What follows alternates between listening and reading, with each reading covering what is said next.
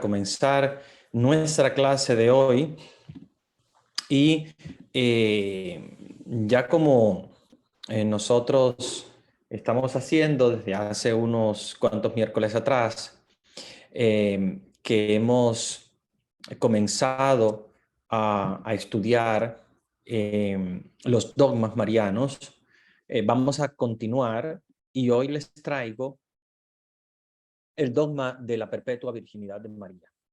Como ustedes saben, la perpetua virginidad de María es un dogma muy importante, es un dogma que, al igual que el que trabajamos la vez pasada, es sumamente importante porque así como la doctrina de la maternidad divina de María se hizo presente desde los primeros años, estamos hablando del Concilio de Éfeso, también desde el inicio de la Iglesia se creyó en la virginidad perpetua de María. Fue formulada por el Papa Martín I en el Concilio de Letrán en el año 649, la bendita y siempre virginal e inmaculada María concibió sin semilla por el Espíritu Santo y sin pérdida de integridad le dio a luz y después de su nacimiento conservó su virginidad inviolada. Esto es importante que lo tengamos en cuenta porque fue el momento en el cual se declaró lo que es la virginidad perpetua de María. Recuérdense que desde el principio, desde ya el Concilio de Éfeso, se le llama Theotokos a María, o sea, Madre de Dios, y luego en el Concilio de Letrán, en el año 649, se declara este dogma. Siempre se creyó, porque como vamos a ver, algunos estudiosos, algunos santos, anterior a este dogma, ya creían en la virginidad perpetua de María, pero se hace dogma hacia el año 649, sobre todo porque se le dio importancia a ese título de María como Virgen Perpetua. Entonces voy a leerlo de nuevo para que ustedes lo tengan en cuenta, cómo es que se formuló el dogma de la virginidad perpetua de María. La bendita, siempre virginal e inmaculada María concibió sin semilla por el Espíritu Santo y sin pérdida de integridad le dio a luz. Dio a luz a Jesús sin pérdida de su integridad. Y después de su nacimiento, o sea, del nacimiento de Jesús, conservó su virginidad inviolada. La Iglesia comenzó a llamar a María Aipartenón, Aipartenos, como la Theotokos. Theotokos es Madre de Dios, Aipartenos significa siempre virgen. De hecho, los santos como San Agustín, como Santo Tomás de Aquino y otros santos escribieron sobre la virginidad perpetua de María y nos explican que Jesús no es solamente el primogénito de María, sino que es el unigénito de María, o sea, el único hijo que María tiene. Ya que un segundo parto, ¿verdad?, de María, que no fuese obviamente el parto de Jesús, ya no respetaría entonces el estado de su vientre. estado de su vientre. De hecho, el protoevangelio de Santiago, que no es un texto bíblico, pero es un texto siempre sagrado. Acuérdense que todos los textos que se escribieron en torno a, a la Biblia, aunque no sean inspirados y no sean llamados textos de la Santa Escritura, sin embargo, fueron textos referidos a la divinidad, o sea, a Dios, a Jesús, y por lo tanto son considerados también importantes, o sea, se lee y se busca alguna información. Sabemos que hay algunos que son, lamentablemente, de los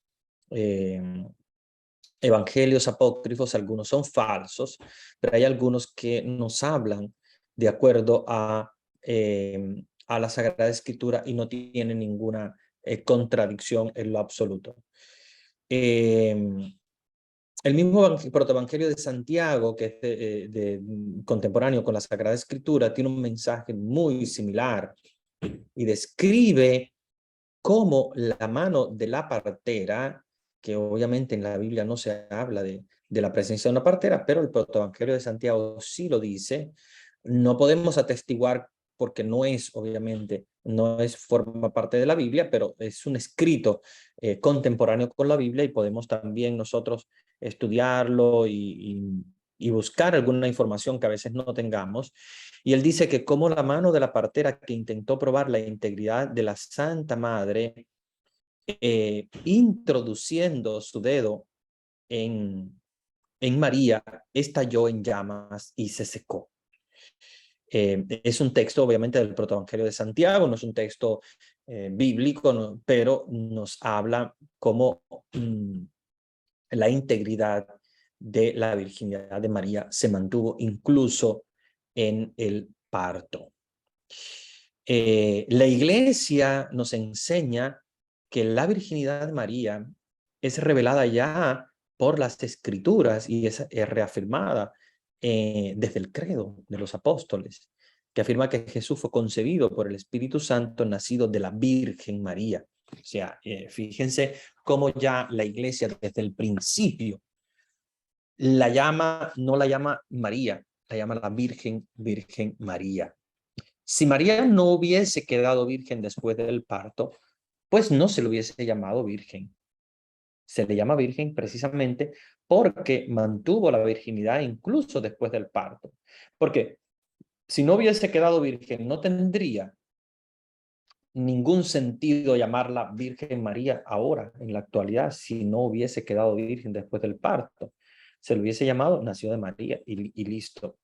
Sin embargo, no le llaman nacido de María, sino que lo llaman nacido de la Virgen María. Y así fue el credo de los apóstoles, que ustedes saben que fue el primer concilio de la Iglesia, cuando apenas estaban los primeros fundadores, ¿verdad?, de la Iglesia, los sucesores de los apóstoles. Estamos hablando del credo que, como ustedes saben, el credo niceno-constantinopolitano, que fue redactado a partir del año 325 en el concilio de Nicea y luego reafirmado en el concilio de Constantinopla I. Entonces, Nicea, Constantinopla ya nos está diciendo nacido de la Virgen María. Luego, la definición ya del Papa Martín I, que es el que declara el dogma de María como Virgen Perpetua, habla de la virginidad incluso en el momento del nacimiento. O sea, que significa que el nacimiento de Jesús no causó ninguna lesión física a su sello virginal. Aunque, como sabemos, la virginidad de María no es referida simplemente al aspecto físico, biológico, sino es una virginidad desde el punto de vista espiritual. O sea, en el sentido que Jesús, a pesar de haber nacido del vientre de María, María queda completamente intacta. O sea, a pesar de que Jesús haya nacido sea, no fue una aparición angélica, nació como nacen los niños. Sin embargo, su nacimiento no provoca ninguna lesión desde el punto de vista físico al sello virginal de María. Vuelvo y repito, no tenemos que quedarnos en una posición a veces, digamos, demasiado centrado, enfocado en el aspecto físico, porque acuérdense que la virginidad de María va mucho más allá del aspecto físico. Es una virginidad completa, o sea, incluso desde el punto de vista espiritual, ¿verdad? Es una mujer que se mantuvo completamente virgen a pesar de dar a luz. Esto es lo que la Iglesia cree y lo que la Iglesia propone como dogma de la perfecta virginidad. Y lo declara como perfecta virginidad de cuerpo y alma. O sea que no solamente se refiere al aspecto físico, sino también a su espíritu, ¿verdad? Virgen total.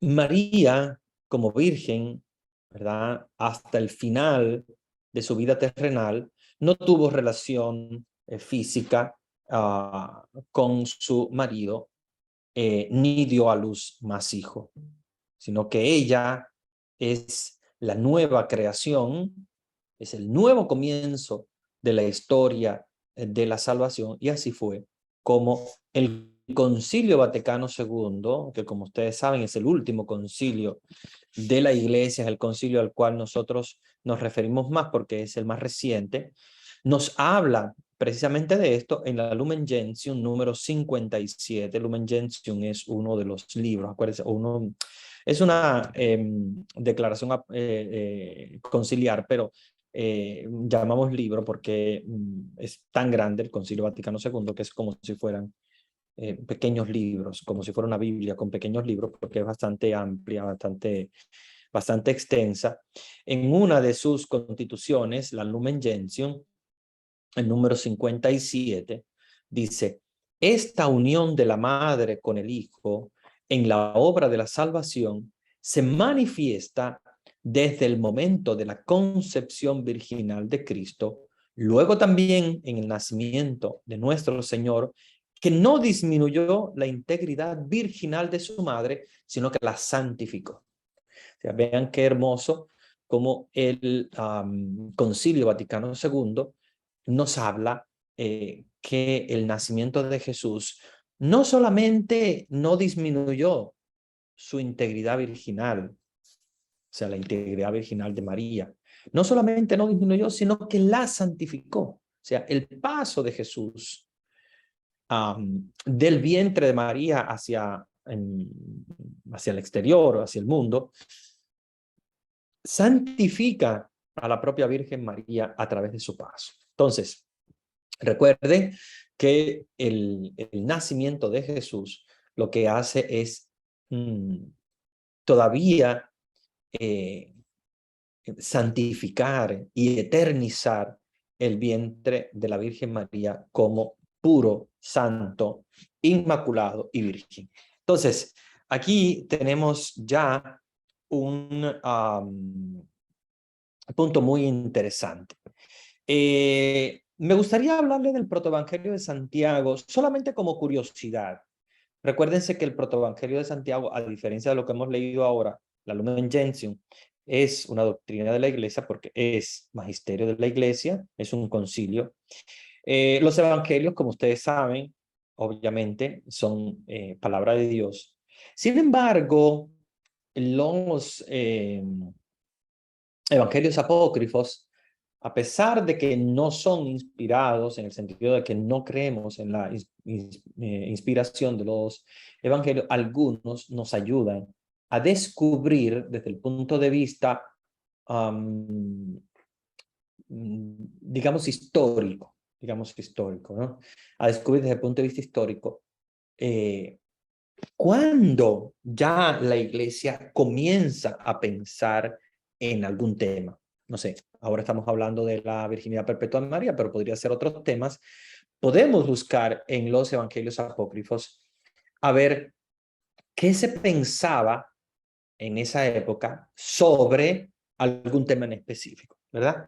Entonces, a pesar de que no lo consideramos palabra de Dios, como si fuera ya, listo, es eso, podemos acudir a ellos para, como decir, déjame ver qué es lo que la iglesia pensaba en aquella época, qué es lo que escribieron y qué es lo que tal vez podría ayudarme a tener una idea un poquito más clara de algún tema en específico que tal vez en la Sagrada Escritura no sea 100% claro, como por ejemplo la virginidad perpetua de María. Ustedes saben que en el Evangelio no queda 100% claro, ¿verdad? Por eso es que los protestantes todavía, ¿verdad? Algunos manifiestan algunas dudas porque ellos tienen solamente la Escritura y obviamente la Escritura no queda 100% claro este tema.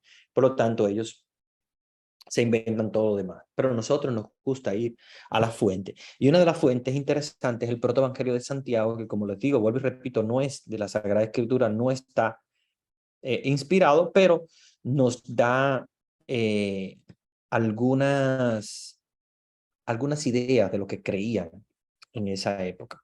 Entonces, se llama Protoevangelio de Santiago, no sabemos si alguno de los dos Santiago fue el que lo escribió, si alguien de los discípulos de Santiago lo escribió, o de alguna manera toman la tradición de lo que Santiago enseñaba y alguien lo puso por escrito, solo que cuando lo escribió cayó fuera del canon, porque obviamente el canon fue la elección de los libros que simplemente eran considerados parte de la Biblia y algunos que quedaron fuera del canon, que no son considerados parte de la Biblia, sino que son considerados simplemente escritos. Dice el protoevangelio de Santiago, la partera salió de la cueva en la que tuvo lugar el nacimiento de Jesús y Salomé la encontró. Y ella le dijo, Salomé, Salomé, tengo una nueva visión que decirte. Una virgen ha dado a luz algo que su naturaleza no le permite. Y Salomé dijo, como vive el Señor mi Dios, si no pongo mi dedo y compruebo su estado, no creeré que una virgen ha dado a luz. Y Salomé entró y se preparó para probar su estado y gritó diciendo, he tentado al Dios vivo. La mano de Salomé se secó, pero le ruega a Dios que la perdone y aparece un ángel y le dice que vuelva a tocar al niño Jesús, con lo cual su mano fue restaurada. El episodio cumple la misma función que la duda de Tomás en el Evangelio de San Juan. Se recuerdan, si no pongo mi dedo en las llagas, no creo. Lo mismo pasó con Salomé. Para poder comprobar la virginidad de María después del parto. Probablemente este protoevangelio deriva de una secta llamada los encratitas, que los encratitas es una herejía, una herejía cristiana surgida en el siglo II, alejada de la doctrina verdadera, aunque sus orígenes se remontan a los tiempos apostólicos. La existencia de esta herejía es en torno al siglo IV, al siglo IV. Y ellos profesaban un ascetismo sumamente rígido, prohibiendo el uso de la carne y el vino, oponiéndose incluso al matrimonio. O sea, ellos decían que la vida del cristiano tiene que ser tan asceta que, asceta quiere decir tan rígida, que no pueden ni siquiera comer carne ni tampoco tomar vino. O sea, ellos prohibían la carne y el vino a los seguidores, ¿verdad?, de esta secta. Y también se oponían al matrimonio, o sea que las personas deberían todas hacer como un voto de castidad. Obviamente la Iglesia no reconoce este grupo, los encratitas, por considerarla una herejía. Sin embargo, muy probablemente este protoevangelio nació en medio de este grupo. Como les digo, siempre en toda herejía hay aspectos positivos como hay aspectos también no positivos. Como, bueno, de hecho, si es una herejía, obviamente tiene aspectos no positivos, aspectos contrarios a la Iglesia. Sin embargo, no podemos decir que está 100% en desacuerdo. Sin embargo, por ejemplo, en cuanto a la virginidad perpetua de María, ellos sí comulgaban con esa doctrina. Pero la Iglesia se aleja de esta secta, sobre todo porque ellos obligaban, como les decía, a los cristianos a no comer carne ni vino y tampoco a casarse, o sea, no a realizar ningún tipo de matrimonio. Este texto del protoevangelio de Santiago, donde nos habla de Salomé, que ya la conocemos también en el Evangelio, nos da una visión histórica, ¿verdad? No es escriturística, no es revelada, vuelvo y repito, para que entendamos la diferencia cuando hablamos de un texto revelado, un texto que obviamente no es revelado, pero sin embargo nos da una visión histórica de cómo la Iglesia desde el principio, y estamos hablando desde los primerísimos años, porque estamos hablando de apenas las comunidades apostólicas estaban ya formando y ya la Iglesia creía en esta virginidad perpetua de María al punto, ¿verdad?, de considerar el vientre de María completamente santo, al punto de que después del nacimiento de Jesús, el vientre de María se conserva completamente virgen. Recuérdense que no es solamente el aspecto físico, biológico, sino que es cuerpo y alma de María. Por lo tanto, tenemos siempre que considerar la virginidad perpetua de María en toda su nomenclatura. Ya en el siglo III, esta doctrina es mucho más fuerte y es mucho más clara. Por ejemplo, Hipólito, que es uno de los padres de la iglesia primitiva, al parecer, Hipólito fue uno de los mártires del año 235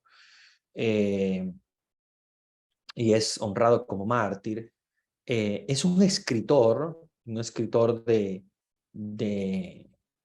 la doctrina, cristiana de los primeros años. Estamos hablando ya del siglo III, o sea, los años 200. Él muere en el año 235, o sea, estamos hablando de en los primerísimos años de la iglesia católica.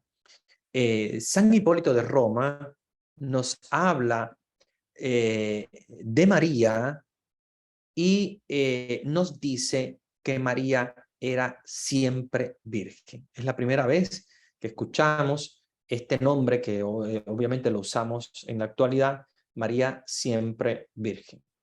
El Evangelio del protoevangelio de Santiago nos dio este texto. Sin embargo, ya San Hipólito de Roma nos dice que María, él la llama la siempre virgen, o sea, antes, durante y después del parto.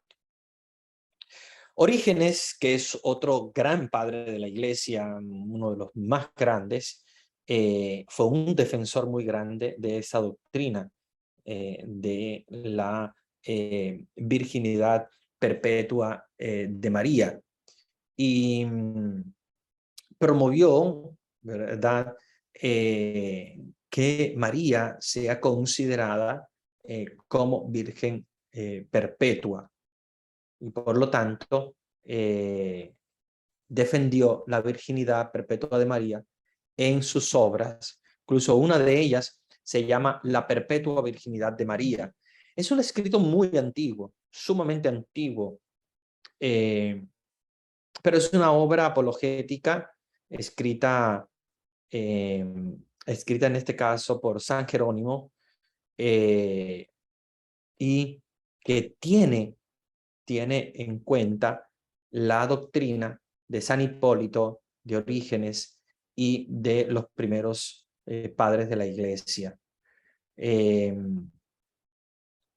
Acuérdense que hay una herejía contraria a la virginidad perpetua de María, que es en torno al año 380 por el Vidio, que devaluó, ¿verdad?, el estado de la virginidad como si no fuera importante. Pero San Jerónimo responde con este texto de la perpetua virginidad de María, que es del año 383, muy importante. Otro que defendió la virginidad también de María fue San Ambrosio. San Ambrosio, que fue obispo de Milán, sumamente importante. Recordemos que San Ambrosio ha sido uno de los grandes promotores de los seminarios, el que comienza a tener a los nuevos sacerdotes en seminarios, y por lo tanto es un hombre sumamente estudioso, sumamente intelectual. San Ambrosio habla del nacimiento físico de Jesús en María como un nacimiento bautismal, ¿verdad? Como el nacimiento que hacen los cristianos a través del bautismo. Entonces él dice, así como los cristianos nacen de la madre iglesia, y la madre iglesia es virgen, y nacen a través del bautismo a la vida nueva, asimismo Jesús, cuando nace de un vientre completamente virginal. Entonces él dice, si la iglesia es virgen y da a luz a través del bautismo a sus hijos, también María, al dar a luz a Jesús, completamente virgen, lo da, ¿verdad?, como oferta al mundo a través de su nacimiento. Y él dice que en ese parto, para anular la mancha del pecado original, y también los dolores del parto, que son un signo físico, el mismo Jesús, ¿verdad?, a través de su intervención, es el que anula, ¿verdad?, completamente esta huella. Recuérdense que San Simeón se lo dice a María, ¿verdad? Obviamente. Le prefigura un dolor, pero que son las espadas, que es el dolor de la pasión de Jesús. Son dolores espirituales, no son dolores físicos, ¿verdad? Recordemos que no se refiere a un dolor físico, sino es un dolor espiritual de su alma por la muerte de Jesús. Pero en este caso, Jesús anula completamente incluso los dolores del parto desde el punto de vista como signo físico. El Concilio de Éfeso en el año 431 establece ya el dogma de, como ustedes saben, de María como Teotocos, como Madre de Dios, y también nos habla de María como Virgen Perpetua. Pero ya en el Concilio de Letrán, en el año 649, el Papa Martín I ya le da un énfasis y lo declara como dogma. ¿Qué pasa con la Reforma Protestante? La Reforma Protestante, que como ustedes saben, solamente hablaban de la sola escritura, o sea, solamente la palabra de Dios. Para ellos la única autoridad es la Biblia. Ellos requerían explícitamente el nacimiento, ¿verdad?, virginal de María desde la Sagrada Escritura, y solo permitían la virginidad, en este caso, antes del parto. Antes del parto. Ellos aceptaban la virginidad perpetua de María, pero en este caso no completamente perpetua, sino hasta el momento del nacimiento. Y obviamente, ¿por qué pasa esto? Pasa esto precisamente por uno de los errores, ¿verdad?, a la hora de interpretar el Evangelio, cuando en uno de los evangelios, ¿verdad?, se nos dice que María, ¿verdad?, no conocía esposo, no conoció esposo ninguno, hasta el nacimiento de Jesús. Y ese hasta el nacimiento de Jesús es una mala interpretación. De hecho, hay un estudio muy interesante sobre esto, donde esa palabra hasta no quiere decir que en ese momento José hubiese tomado a María ya como esposa para vivir, y verdad, como esposos normales, sino que su matrimonio fue un matrimonio completamente, como se llama, matrimonio josefino, un matrimonio de virginidad perpetua. Esto no lo aceptaron los protestantes, y como saben, no aceptan los protestantes esta doctrina, aunque, como ustedes saben, Martín Lutero apoyó desde el principio la virginidad perpetua de María, que incluso él, en los artículos de Esmalcalda, que fue una confesión de fe luterana de los años 1537, aceptaron la virginidad perpetua de María. A pesar de que no estuviese, ¿verdad?, fundamentada bíblicamente la virginidad perpetua. Cuando me refiero a perpetua, quiero decir también después del parto.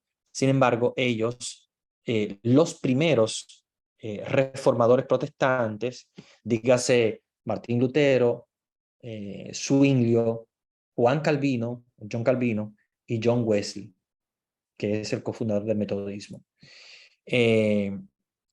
Y la virginidad perpetua de María se convirtió para ellos en un garante de lo que es la encarnación de Jesús, ¿verdad? Para considerar que el vientre donde Jesús estuvo fue completamente siempre virgen. Las iglesias ortodoxas también, obviamente, aceptan todas ellas la virginidad perpetua de María. La iglesia católica, obviamente, desde el principio, y en los padres de la iglesia hay aspectos importantes sobre esto. Vamos a escuchar un texto que es muy interesante, que es de una catequesis del Papa Juan Pablo II. No hay razones para pensar que entonces se modificó la voluntad de permanecer virgen que María expresó en el momento de la Anunciación en Lucas 1:34, ¿verdad? Cuando María dice: no conozco ningún hombre. Además, el significado inmediato de las palabras mujer, he ahí a tu hijo, he ahí a tu madre, que Jesús dirigió desde la cruz a María y a su discípulo favorito, implica que María no tuvo otros hijos. Claro, obviamente, si hubiese tenido otros hijos, a Jesús no le hubiese dicho a Juan, he ahí a tu madre. obviamente, porque hubiese tenido otros hijos que se hubiesen encargado de ella. La palabra primogénito significa literalmente un niño no precedido por otro, y en sí misma no hace referencia a la existencia de otros niños. La frase hermanos de Jesús indica los hijos de una María que fue discípula de Cristo, ¿verdad? Que se describe en Mateo 27:56, llamada la otra María, que podemos verlo en Mateo 28:1. Son parientes cercanos de Jesús según una expresión, ¿verdad?, del Antiguo Testamento. Ahora bien, vamos entonces a hablar de la virginidad perpetua de María. Con lo que ustedes han escuchado ahora, vamos a hablar sobre aspectos escriturísticos, aspectos teológicos, y vamos a dialogar un poquito, ¿verdad? Yo quiero que también ustedes intervengan. Mientras voy a responder algunas preguntas sobre algunas dudas que ustedes tienen en el chat, y voy a dar algunas respuestas, pero después sí quisiera que ustedes intervinieran porque me gustaría también escuchar de parte de ustedes algunas reflexiones, ¿verdad?, que tengan. Ahora me di cuenta que tenía la cámara apagada. Ya la encendí. No me estaba dando cuenta. Bueno, voy a la primera pregunta, que está muy interesante. ¿Qué argumentos se pueden dar para defender el protoevangelio de Santiago como un documento verídico? No tenemos nada en lo absoluto. No podemos considerar el protoevangelio de Santiago ni ninguno de los apócrifos como algo verídico. Solamente la iglesia los utiliza como documento histórico. Es como que se hubiese escrito otro libro. No sé, por ejemplo, la iglesia utiliza para la historia de Jesús los historiadores del Imperio Romano, como por ejemplo Tácito. Ahora, tú puedes preguntar y decir, bueno, ¿cómo podemos dar como verídicos los escritos de Tácito? No son documentos revelados, no son palabra de Dios, pero son escritos de esa época.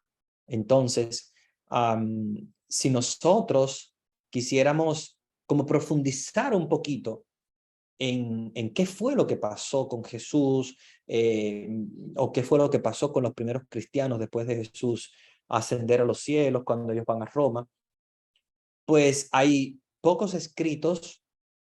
Los escritos que tenemos revelados son los Hechos de los Apóstoles, las cartas de los apóstoles, pero no tenemos más nada. Entonces, ¿qué es lo que hace la iglesia para hacer un estudio más profundo?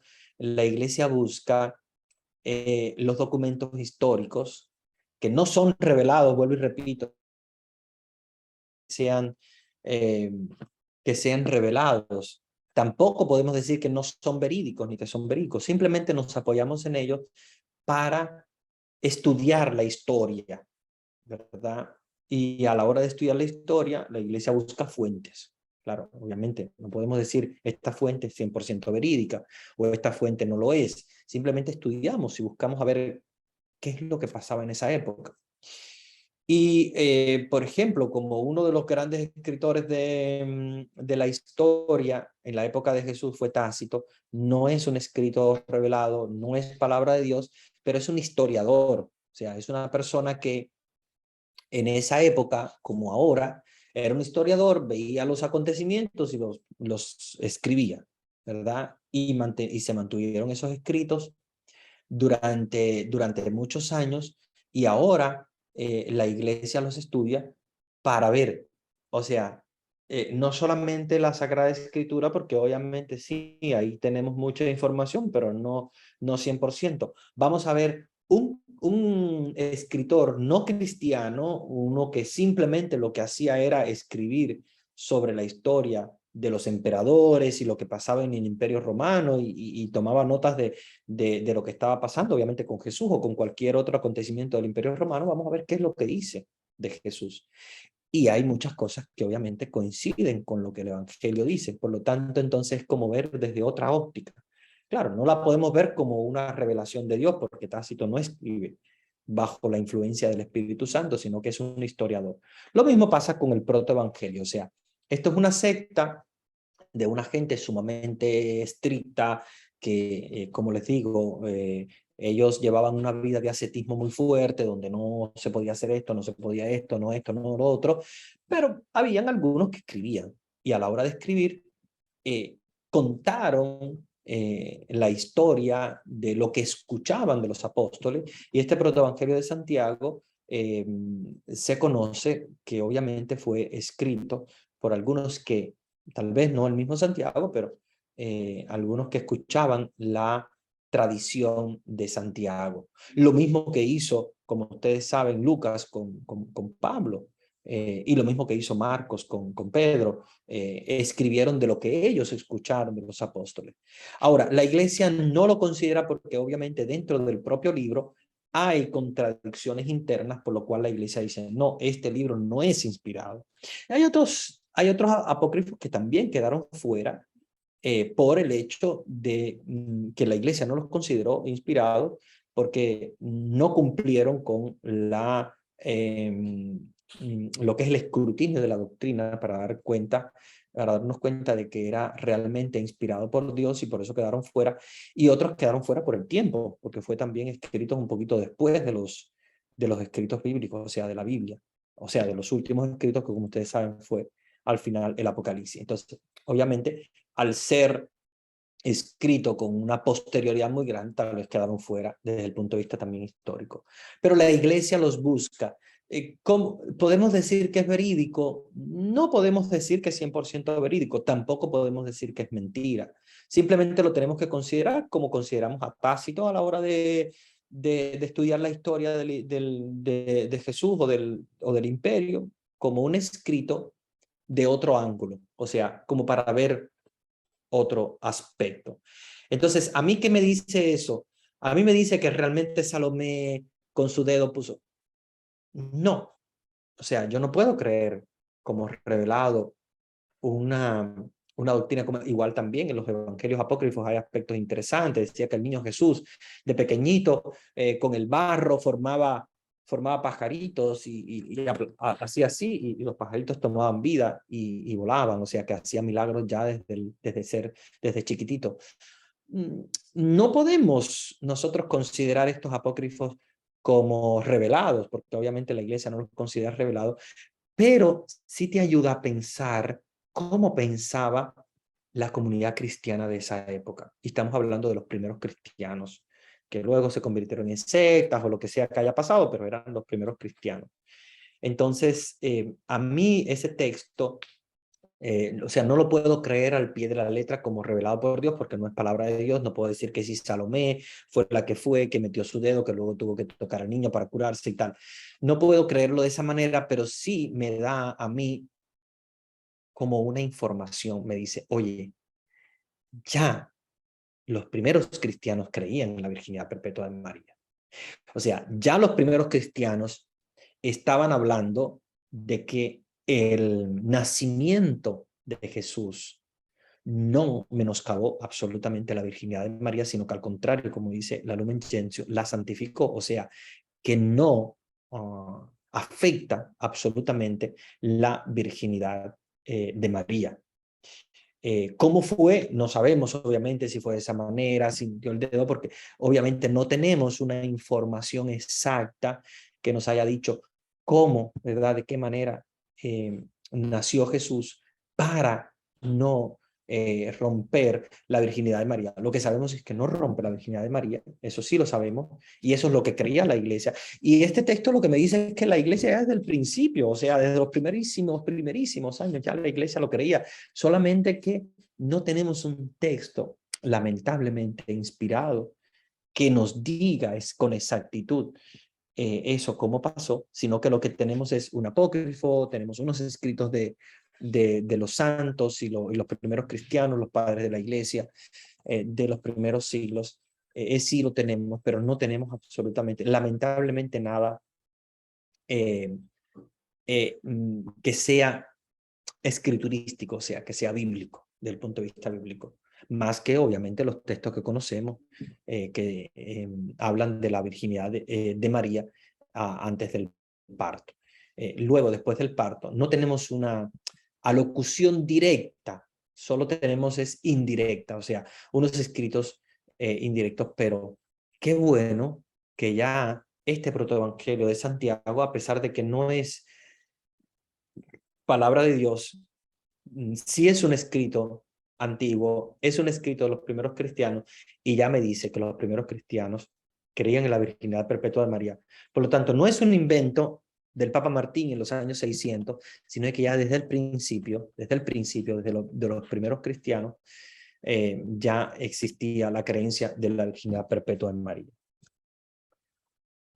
Eran comunes los votos de virginidad entre los judíos de aquel tiempo, porque para los protestantes, cuando les conviene, dicen que María obedeció al estilo de vida normal de los judíos casados, por lo cual debió tener relaciones con José, ya que estaba casada con él.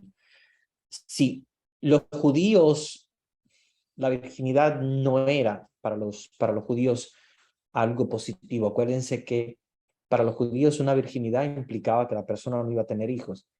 Y el hecho de no tener hijos para los judíos es una maldición. Acuérdense que para los judíos una persona que permanece virgen, que no tiene contacto con un hombre, que no tiene hijos y tal, es completamente fuera de su doctrina. Porque obviamente para ellos sí, María tenía que haberse casado con José. De hecho, José cubre un poco a María porque si no iba a ser apedreada. Ustedes saben, para los judíos ella tendría que tener contacto con José, que tener el hijo con él y dentro del matrimonio. Para ellos es contrastante completamente, para la visión judía. Ellos no consideraban la virginidad como un valor importante, sino que todo lo contrario. El que permanece virgen es una persona como que no quiere formar una familia. Por lo tanto, sí, para los judíos era algo raro. Pero acuérdense que María rompe completamente con toda la tradición judía. Tiene un hijo que no es de un matrimonio físico. María quiere aceptar la voluntad de Dios a pesar de que pone en juego su vida. Y el mismo José lo hace. Y lo hace por inspiración de Dios. Acuérdense que no fue fácil convencer a José, pero Dios lo convence a través del sueño. Y ustedes saben que en sueño le dice, toma María, incluso en sueño le dice, toma María después y bueno, llévate al niño a Egipto para defenderlo. Dice, toma María, que el hijo que lleva es del Espíritu Santo. José es un hombre que a pesar de ser judío, es un hombre que se ha convertido completamente y Dios lo hace a través del sueño, un modo particular que hizo Dios muy interesante de convencer a José. O sea que la acción de Dios es directa en José. O sea, él va directamente a convencer a José y cambia completamente su vida, su estilo, todo. Él acoge al niño y lo acoge a pesar de que no es hijo físico. Un judío esto no lo haría absolutamente. Pero acuérdense que María y José, a pesar de ser judíos, cambian completamente con la intervención de Dios. O sea, María con la intervención que hace Dios a través del ángel y su concepción, ¿verdad? Y en el caso de José, a través del sueño. Hay otra pregunta muy interesante. Padre, buenas noches. ¿Los protoevangelios son los mismos evangelios apócrifos? Sí, todo evangelio que no sea inspirado se llama apócrifo. Hay algunos que se llaman protoevangelio. ¿Por qué? porque se escribieron antes. Entonces, si a mí me dice que hay un protoevangelio de Santiago, quiere decir que hay un evangelio según Santiago, que no es inspirado, que no es canónico. Los dos son apócrifos, pero nos dice que hay un protoevangelio, que quiere decir que hay un evangelio escrito antes de escribir el evangelio de Santiago. Entonces, claro, nos está diciendo que hay dos evangelios de Santiago, uno escrito antes, que al parecer podría haber sido un borrón o haber sido un primer escrito, un primer tentativo de escritura. Y luego después se escribió el otro evangelio de Santiago. Los dos son apócrifos, porque no son inspirados. Los únicos evangelios inspirados o evangelios que consideramos inspirados son los 4 evangelios que tiene la Biblia. Todos los demás son evangelios apócrifos. Así que sea protoevangelio, sea evangelio de Barrabás, como hay algunos que incluso hay una cantidad de evangelios apócrifos muy interesante, que nosotros no los estudiamos como inspirados, pero estudiamos la historia, o sea, lo que cree la gente de esa época que escribió ese evangelio o que estaba en torno a ese evangelio. Claro, después hay que ver qué es lo que escribe, quién lo escribe, para quién lo escribe, dónde lo escribe, qué es el grupo de personas esas, etcétera, para poder entender un poquito más el sentido de ese protoevangelio. Pero todos ellos, o sea, de ese evangelio apócrifo, todos esos son apócrifos y todos nosotros los consideramos simplemente escritura, o sea, son escritos históricos, pero no podemos considerar su veracidad en lo absoluto porque no son inspirados, y al no ser inspirados no podemos considerar su veracidad, solamente podemos consultarlos para como saber qué es lo que pensaban en esa época, qué idea tenía o qué idea tenía ese grupo, y bueno, como libro histórico pues está ahí y se puede leer. Claro, yo no se lo recomiendo a una persona que no estudie teología porque obviamente podría confundirse más porque hay una cantidad de escritos tan raros, pero a una persona que estudie teología ya mucho más profunda, que conoce muy bien los 4 evangelios, entonces sí puede estudiar los apócrifos porque ahí se va a dar cuenta del por qué son apócrifos y por lo tanto también estudiarlos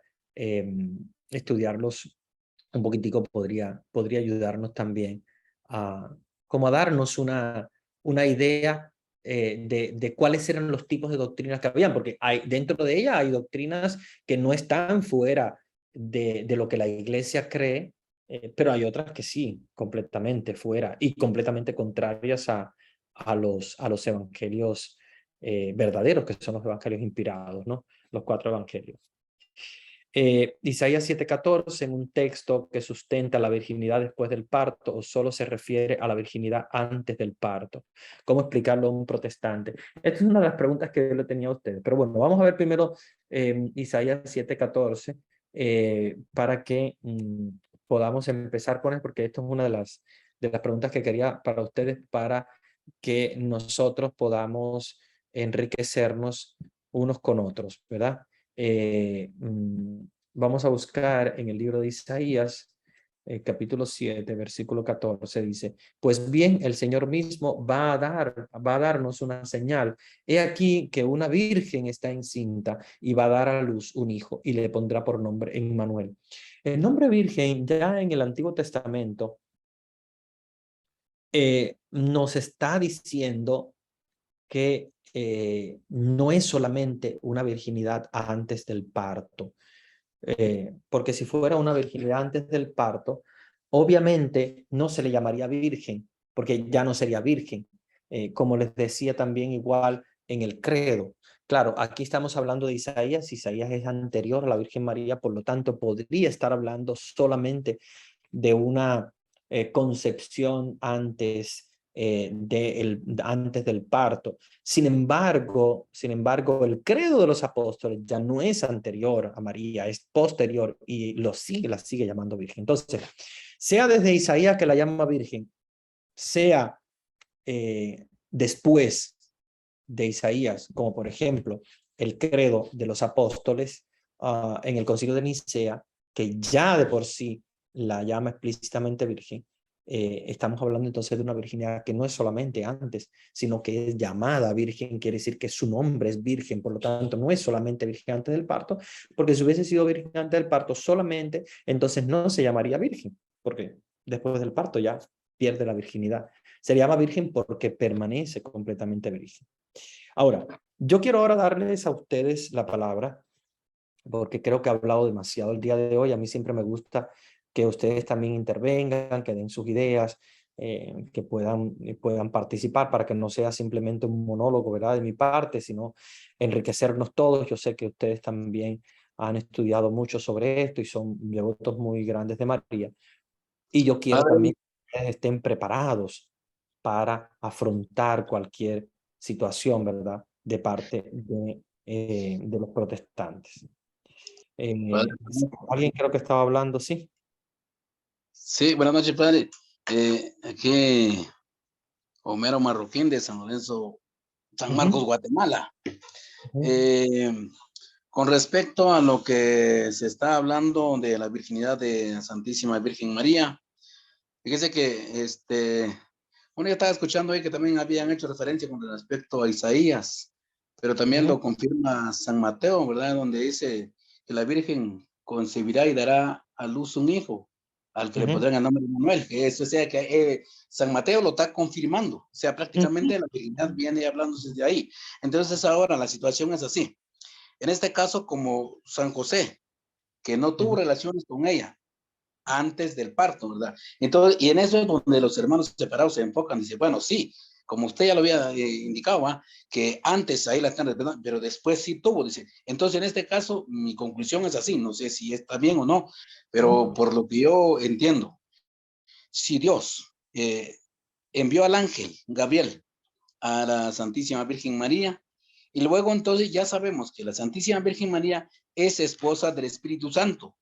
Prácticamente ahora el esposo, que es San José, y como sabiendo que es un hombre justo, en ese momento y después considero porque prácticamente siendo justo no podía pecar, no pudo tener relaciones sexuales con la Santísima Virgen María después ujú, del parto. ¿Y por qué? Porque yo hago mis conclusiones, que si media ujú, vez es así, en ese caso, eh, sabemos de que la Santísima Virgen María entonces es esposa del Espíritu Santo. Entonces prácticamente ahí no hubo nada, en el sentido de que, porque si hubiera sido así, entonces en automático él hubiera cometido el pecado del que ya conocemos, el adulterio. Entonces eso es lo que mi conclusión prácticamente, porque como si media vez es un hombre, varón justo delante de Dios, y Dios lo conoció que es así, y algo referente a lo que usted mencionó, que San José la defendió a ella, porque sí es cierto, en la ley anterior, una mujer que resultaba con esas condiciones así, era muerta a pedrada, pues, prácticamente. Entonces José pone la cara, ahí él recibe eso, porque también lo mismo se manifiesta que Dios también le habló a través del ángel también el sueño, ¿verdad? Para recibir ese cargo. Entonces, ese es mi punto de vista, no sé si está bien así, y si no, corrígeme. Gracias. claro que sí. Muy bien, no, de parte tuya, creo que es una reflexión muy interesante. Y eso es lo que yo quiero también ahora de parte de ustedes. Yo quiero que ustedes intervengan ahora y desde su posición, desde su reflexión teológica, acuérdense que ustedes están preparándose para hacer una reflexión profunda teológica, desde su posición, ¿cómo ustedes defenderían la virginidad perpetua de María? A pesar de todo esto que hemos estudiado, de cosas que también ustedes hayan leído, lo que hemos visto el día de hoy y cosas que tal vez no hemos visto en el día de hoy, pero que a ustedes les gustaría, ¿verdad?, tocar hoy. Si a ustedes se les pregunta cómo defenderían el dogma de la virginidad perpetua de María, ¿de qué manera ustedes lo pudieran hacer?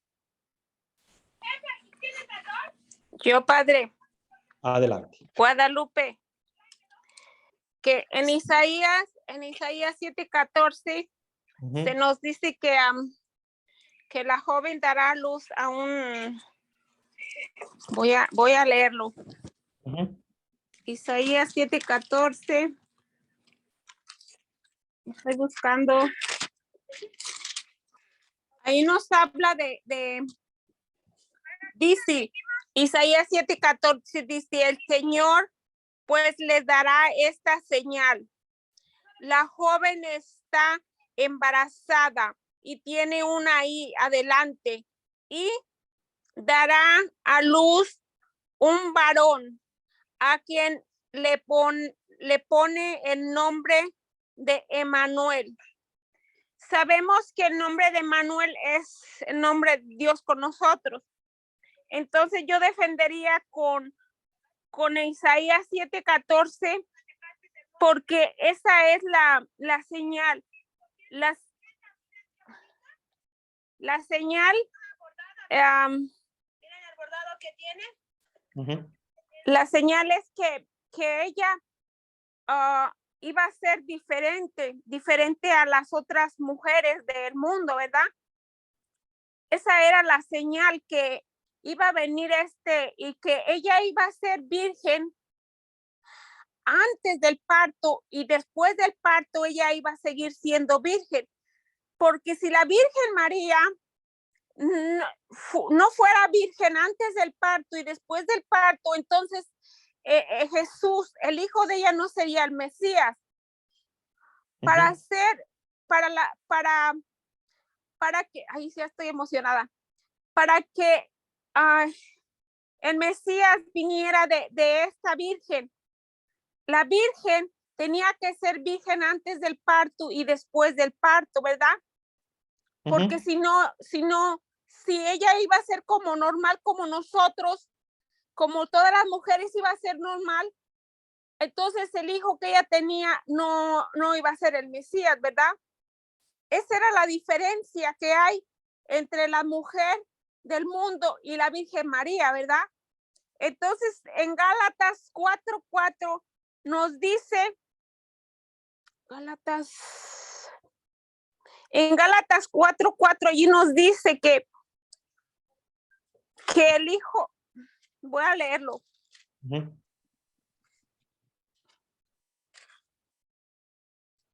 Dice, pero cuando llegó la plenitud de los tiempos, Dios envió a su hijo nacido de mujer y fue sometido a la ley con el fin de rescatar a los que estaban bajo la ley para que así recibiéramos nuestros derechos como hijos. Entonces yo defendería, porque hay más citas bíblicas, ¿verdad? Pero la cita que a mí más me coge es Isaías 7:14 y Gálatas 4:4. Amén. Muy bien. Gracias. Gracias, Guadalupe. ¿Alguien más? Sí, buenas noches. Me gustaría, padre, comentar sobre la Santísima Virgen, no de la Biblia, sino de las apariciones guadalupanas aquí en México, en 1531, donde le dice Juan Diego que quién era, y le dice, soy la siempre Virgen María, Madre del verdadero Dios. Y para mí es algo pues bien, o sea que ella lo dice, porque lo es pues. Exacto. Muy bien, es bueno que nosotros tengamos en cuenta que no podemos solamente sostener una doctrina solamente con lo que está escrito en la Sagrada Escritura, porque acuérdense que a veces la Sagrada Escritura no puede absolutamente tener todo. ¿Por qué? Porque como les dije, fue escrita en un tiempo específico, autores bíblicos con específicas características, y por lo tanto la doctrina se fue construyendo incluso también después. De hecho, Dios deja al Espíritu Santo para que la misma iglesia también a través de los escritos del magisterio pueda formular la doctrina. Sabemos que con los protestantes lo único que tenemos es la Sagrada Escritura porque ellos son lo único que tienen. Pero nosotros, para nuestra convicción personal, tenemos que saber que tenemos no solamente la doctrina revelada a través de la Sagrada Escritura, tenemos también estos textos inspirados también, que son el magisterio de la iglesia, y como dice la hermana, también tenemos las apariciones de la Virgen, que el lado protestante no lo tiene. Por lo tanto, con ellos no podemos utilizar eso porque sabemos que ellos no lo aceptan, pero para interno, para nosotros como Iglesia Católica, sí es doctrina. Cuando la Iglesia aprueba una aparición de la Virgen, lo que la Virgen expresa, o sea, el mensaje de la Virgen es considerado magisterio de la Iglesia. Entonces, todo lo que ella dice es considerado magisterio. ¿Por qué? Porque la Iglesia lo primero que hace es estudiarlo para poder, digamos, aceptar que es algo verídico, que es algo real. Entonces, ya cuando lo acepta es porque todo el mensaje es verídico, es real. ¿Qué pasa con algunas virgen, por ejemplo, con yo les decía de Medjugorje, que todavía no se ha aceptado? Es porque como la Virgen sigue dando mensaje, entonces no se puede todavía dar una definitiva respuesta sobre eso, porque ahí todavía siguen mensajes. Porque acuérdense que cuando se dice sí es realmente una aparición verídica, la iglesia la acepta, entonces todo el mensaje de la Virgen se considera magisterio de la iglesia, ¿ok? Como una encíclica de un papa, como los escritos de los primeros padres de la iglesia, junto también con los escritos bíblicos, y ahí se puede conformar la doctrina junto con toda esta, todos estos mensajes, toda esta información. Bien. Lo mismo cuando cuando se le presentó a Bernardita, que le dijo: yo soy la Inmaculada Concepción. Exactamente, exactamente. Yo soy la Inmaculada Concepción, también a Bernardita en Lourdes. Perfecto, muy bien, muy bien. ¿Alguien más? Me gustaría escuchar otros. Padre, buenas noches. Berto Martínez y Marta Martínez de aquí del Bronx, Nueva York.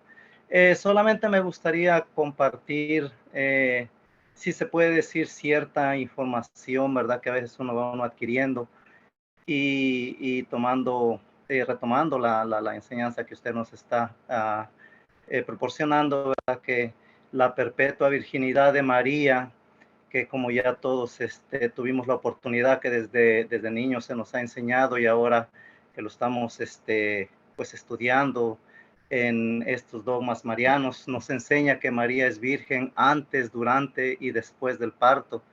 Y un punto, ¿verdad?, también importante es que este dogma mariano es el más antiguo de la Iglesia Católica y Oriental Ortodoxa, que afirma la real y perpetua virginidad, incluso en el acto de dar a luz al Hijo de Dios hecho hombre.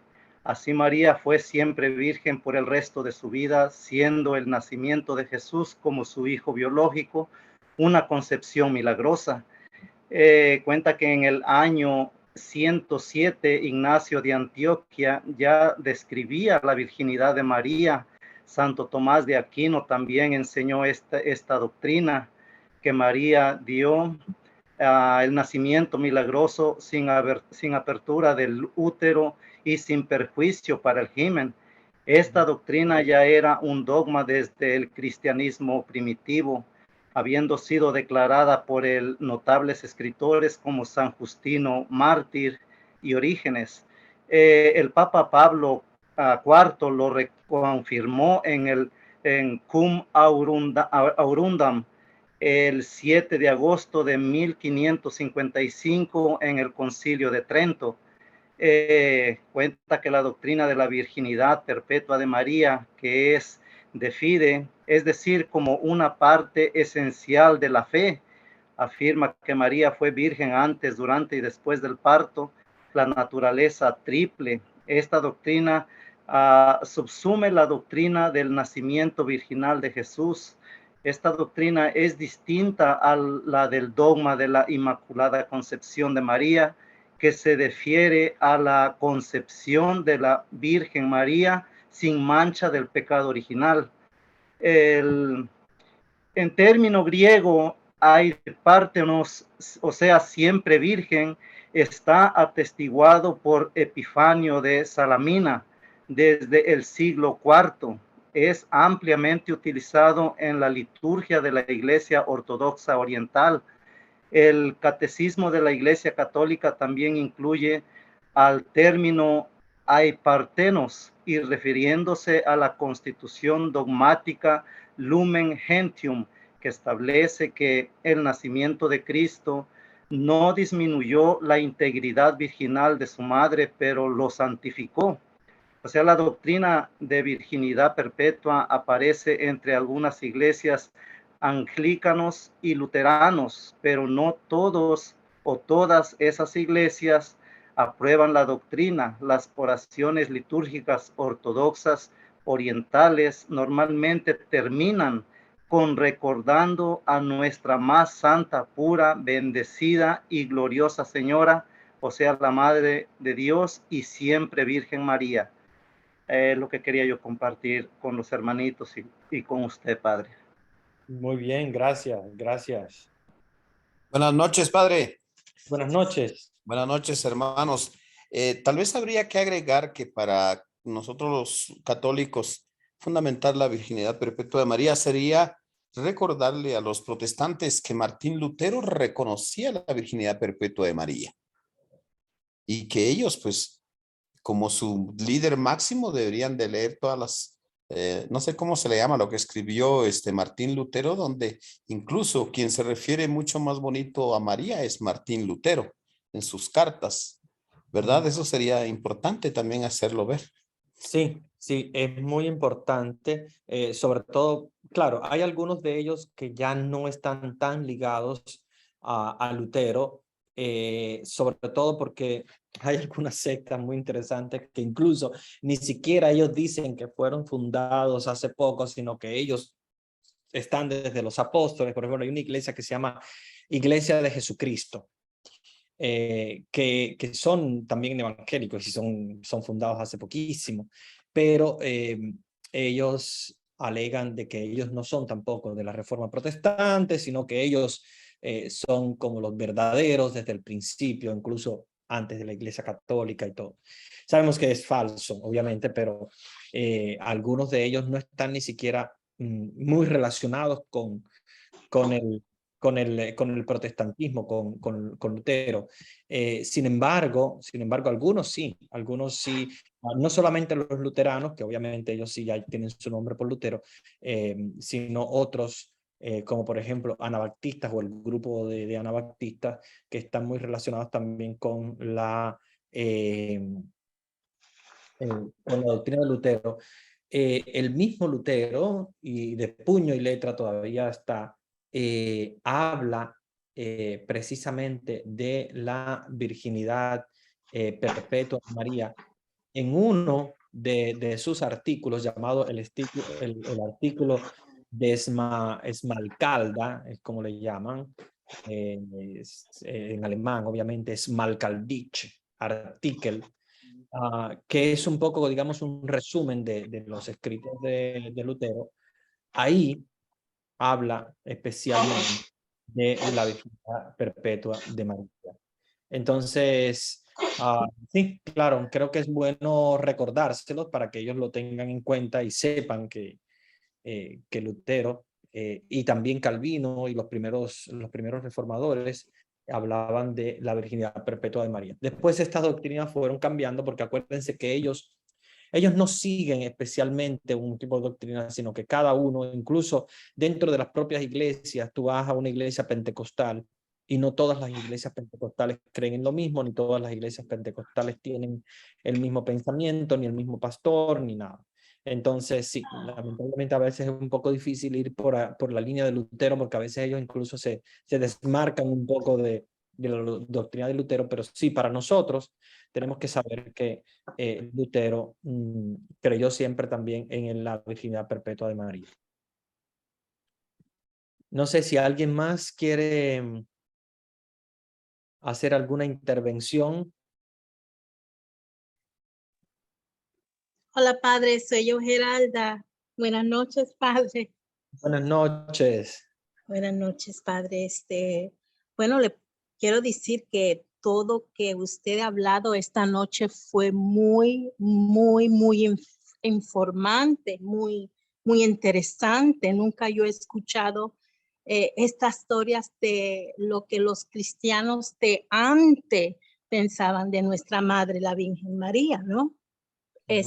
Me tocó mucho la historia que usted dijo sobre la pastora que huyó del lado de María y se encontró con Salomón y que le dice ella a él que ella tuvo una visión y que entró la mano o el dedo adentro de la Virgen María y quedó su mano seca, ¿verdad? Cuando usted estaba hablando esa historia, a mí me vino a la mente la resurrección de Jesús, cuando Tomás le tocó el costado porque no creía que él estaba vivo, ¿no? Y que dice, cuando él hace eso, Tomás, ¿no? Mete el dedo y ve qué hacer. Dice Jesús, dichosos los que no ven y creen. Pues yo lo que quiero decirles es que a defender nuestra madre, a la Virgen María, yo puedo decirle a esa persona que ella es parte de la salvación, parte del plan de Jesús. Ella forma parte de la salvación de nuestras vidas como cristianos. Y lo dejaría así porque yo creo que no es bueno pelear o discutir una situación así. Yo creo que, como dijo Jesús, dichosos los que no ven y creen. Pero me gustó mucho esa historia. Nunca lo he escuchado. Entiendo que eso se llama, ¿cómo es? No, profíticos, algo así usted mencionó. Apócrifos. Sí. Estaba tratando de coger notas porque de verdad que es muy interesante todo. Sí, hay mucho, muy interesante, claro. Eso es lo que quería compartir, padre, y de verdad, muchas gracias por darnos estas clases porque de verdad son cosas que nunca he escuchado. Claro. Gracias, padre. Gracias a ti, gracias. Muy bien. Pues sí, queridos hermanos, yo creo que lo que ha dicho esta hermanita es muy importante. No debemos nosotros de ninguna manera, pues, dejarnos llevar por la discusión con los evangélicos. A veces no vale la pena porque los evangélicos, como ustedes saben, tienen ideas, tienen pensamientos y pues obviamente a veces no es fácil poder llegar a convencerlos. Ellos no van a llegar a convencernos a nosotros. Entonces a veces lo que hacemos es perder el tiempo si nos guiamos solamente por las discusiones. Lo que podemos hacer es mantener nosotros nuestra creencia, tener el convencimiento, ¿verdad? De esta creencia. Y bueno, si hay algún evangélico que quiere también creerla, que bueno, y si no lo quieren creer, bueno, pues ellos tendrán su conocimiento delante de Dios cuando ya sepan la realidad y puedan ver la realidad de María. Sin embargo, nosotros, bueno, pues nos mantenemos firmes en nuestra doctrina, que eso es lo más importante. Nosotros no estamos para discutir con hermanos evangélicos, y mucho menos cuando son discusiones acaloradas que no llevan a nada, porque al final nosotros seguimos creyendo lo que creemos y ellos van a seguir creyendo lo que ellos creen, a pesar de que digamos lo que digamos. Pero sí es importante para nosotros que estemos convencidos, que estemos nosotros convencidos de esta doctrina, que sepamos de dónde viene el origen de la virginidad perpetua de María. No es algo que se ha inventado alguien ahora, es algo que la Iglesia ha creído desde el principio, que la doctrina no estaba todavía, obviamente, porque toda la doctrina, no solamente los dogmas de María, sino los dogmas de Jesús tampoco estaban muy claros desde el principio, porque la Iglesia tuvo que hacer un proceso muy grande de interpretación de la Sagrada Escritura. Acuérdense que no se sabía ni siquiera cuáles eran los libros inspirados, cuáles no, quién escribía una cosa, quién escribía otra. Entonces la Iglesia le tocó, digamos, fijar la doctrina para poder entonces saber cuál es la real doctrina y cuáles eran las herejías. Entonces para esto no fue fácil, obviamente no fue fácil. Pero estamos acá para eso, para estudiar, para ir en profundidad. La próxima clase, el próximo miércoles quería anunciarles que no vamos a tener la misa,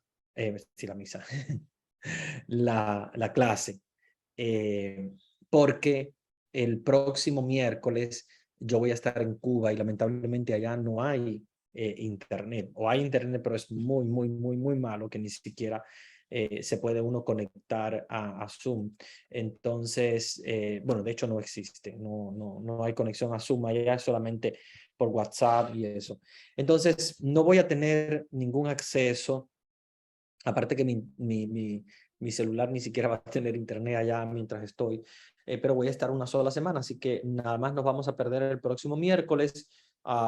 Sigan estudiando los dogmas de María. Vamos a trabajar después que a mi regreso, vamos a trabajar la Asunción de María y vamos a trabajar también la Inmaculada, que son los dogmas que nos quedan. Entonces, sigan estudiando, busquen de las apariciones de la Virgen, porque después vamos a trabajar sobre eso también. Les animo a leer, a buscar documentales importantes sobre esto para aprender mucho, y ya entonces en la otra semana, la semana siguiente, ya sí nos veríamos el miércoles. Entonces este miércoles que viene, de la semana que viene no, sino la otra siguiente sí ya nos vamos a encontrar de nuevo para seguir trabajando en nuestros temas de Mariología. No vamos a tener tampoco la clase de Nuevo Testamento para los que vienen el martes a Nuevo Testamento, pero sí vamos a tener el lunes, vamos a tener la clase o la charla de matrimonio. Entonces, para los que están participando los lunes con la charla de matrimonio, sí van a tenerla, porque no voy a estar yo presente, va a ser un invitado, por lo tanto, sí la van a tener, pero las dos clases que yo doy, que son la del Nuevo Testamento los martes y la de Mariología los miércoles, no vamos a tenerla porque voy a estar en Cuba sin internet. Así que nada, pues voy a recordarme mucho de ustedes. La próxima semana los voy a extrañar mucho, pero bueno, vamos a rezar los unos por los otros y vamos a mantenernos unidos en la oración.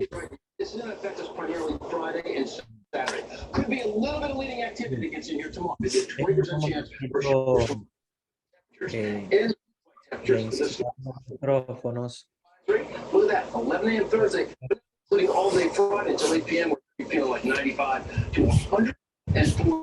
Sí, ya silencié los micrófonos porque ya para así no se nos cuelan los ruidos.